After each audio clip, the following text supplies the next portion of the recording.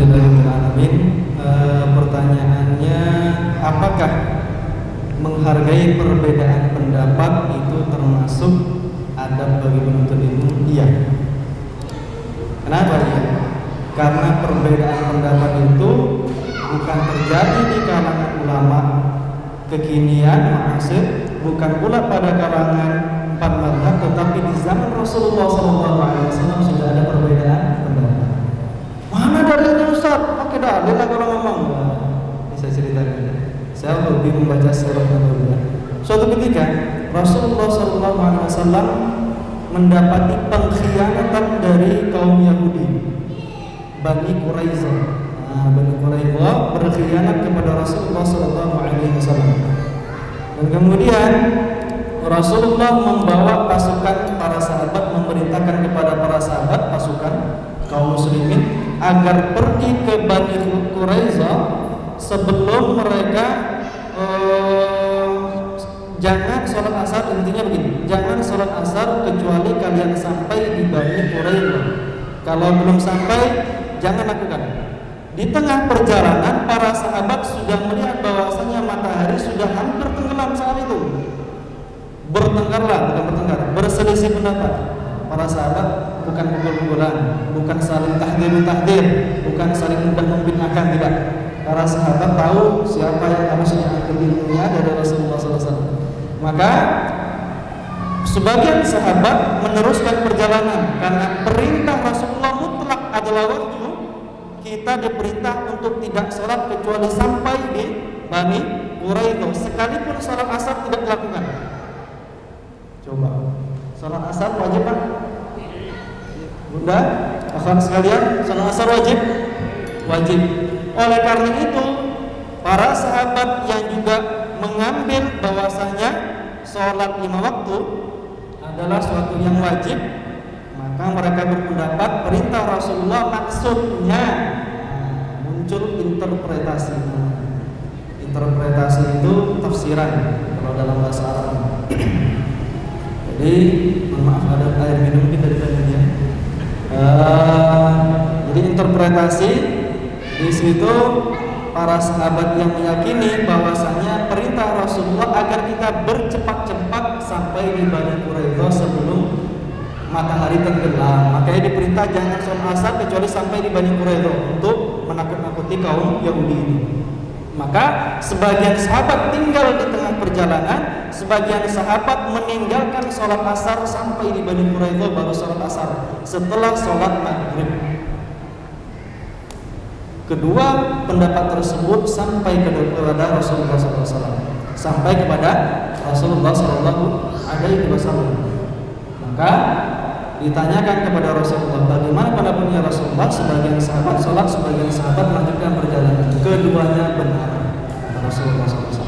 Keduanya benar. Satu mengambil interpretasi dari perbedaan pendapat tersebut, satu lagi mengambil daripada perintah mutlak dari Rasulullah SAW tentang masalah peninggalan sholat tersebut. Baca di kitab Umdatul Ahkam juga diceritakan bagaimana di situ, termasuk salah satu dalil fikih kita ambil dari kitab Umdatul Ahkam sekitar 420 hadis atau beberapa cetakan 430 hadis.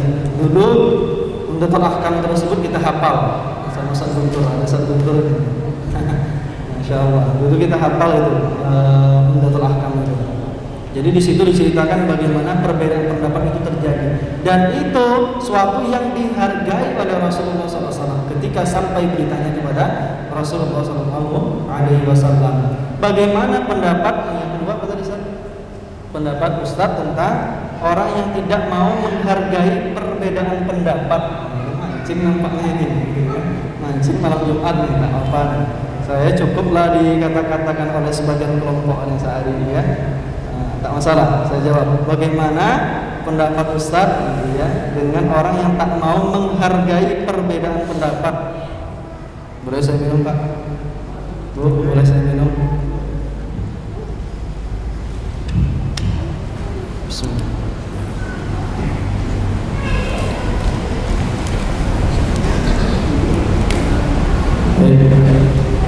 Bagaimana pendapat bagi orang yang tidak menghargai? Dia tidak paham bagaimana fikih, tak paham masalah fikih. Orang yang selalu mengatakan kita akan ikuti Rasulullah, bukan ikuti para imam mazhab.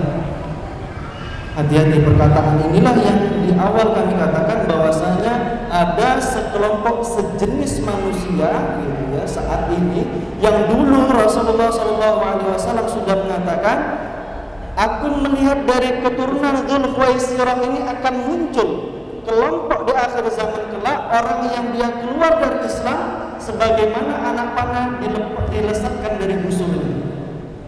Orang yang dia mudah betul menyalahkan orang lain yang dia masih beriman atau masih bersyahadat, sama-sama seorang muslim. Dan saat ini kelompok itu sudah ada, dan kelompok itu dulu dinamakan dengan Khawarij.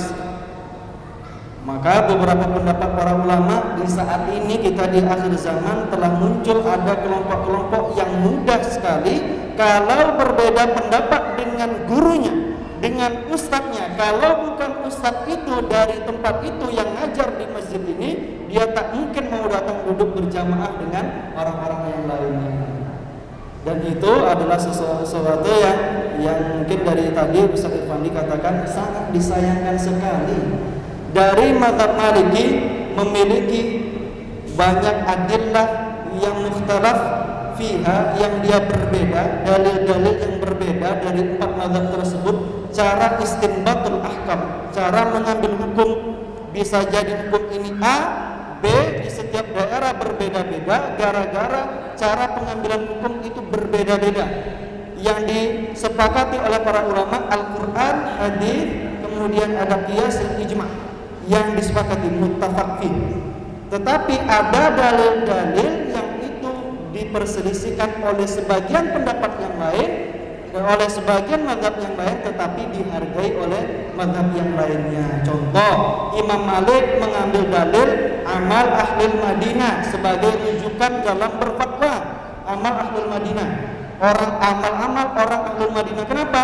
Karena mereka adalah saksi dari keturunan Rasulullah SAW bagaimana beribadah orang-orang penduduk Madinah. Maka sesuatu yang disaksikan oleh banyak orang itu dinamakan dengan sesuatu yang mutawatir, diambil sebagai satu landasan dalil. Di dalam pendapat Syafi'i diambil istihsan, diambil istishab.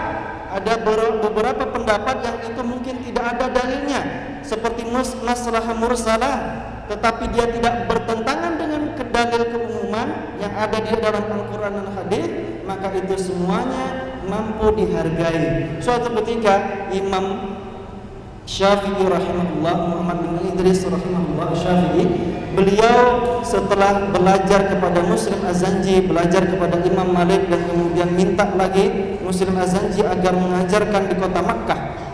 Umur 14 tahun sudah berfatwa. Kemudian beliau menuntut ilmu lagi ke kota Irak. Maka di sana pengikut Syafi'iyah mengatakan ketika Imam Syafi'i diminta untuk menjadi imam sholat, apa kata pengikut Imam Syafi'i? Mazhab kita unggul. Tetapi Imam Abu Hanifah, pengikut-pengikutnya orang yang tidak mengikuti adanya qunut subuh. Maka Imam Syafi'i untuk menghargai pendapat Imam Abu Hanifah meninggalkan qunut subuh. Ditanyakan kepada Imam Syafi'i, "Wahai Syekh, kenapa kok engkau tinggalkan qunut subuh? Padahal itu adalah sesuatu yang kita yakini dalam mazhab kita." Apa yang dikatakan Imam Syafi'i? Aku menghargai pendapat yang berlaku di daerah